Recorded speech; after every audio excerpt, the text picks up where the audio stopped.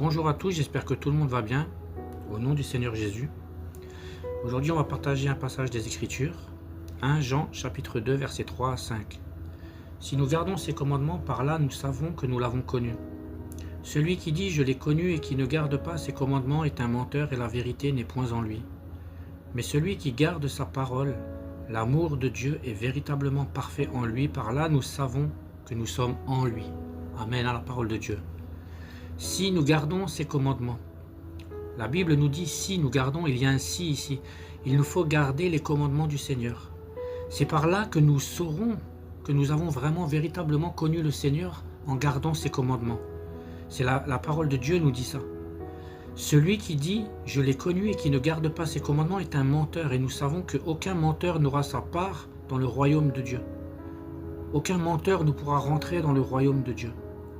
Et il nous est dit, la vérité n'est point en lui.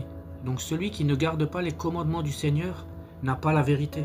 La vérité n'est pas en lui, il peut se tromper par des faux raisonnements, se laisser entraîner dans des fausses doctrines, dans des faux enseignements, comme on peut en voir beaucoup actuellement. Mais celui qui fait ça ne sera pas dans la vérité, il se trompe lui-même.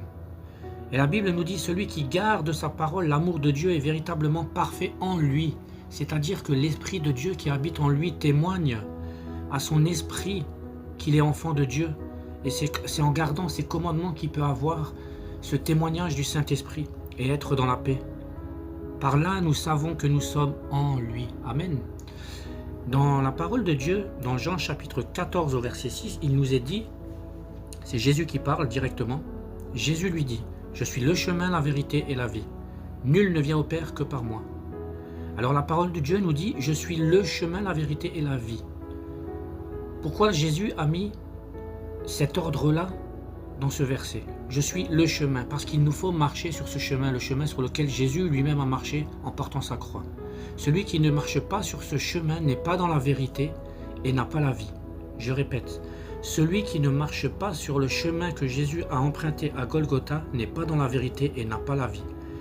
Dans Jean, il nous était dit que c'est un menteur et la vérité n'est point en lui.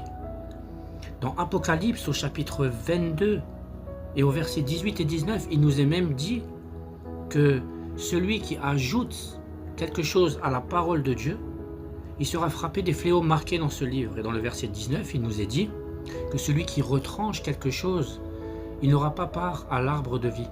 Amen. C'est-à-dire qu'il n'a pas la vie. Il n'a pas la vie en Jésus.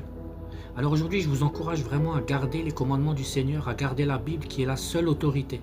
Soyez tous bénis dans le nom de Jésus. Amen.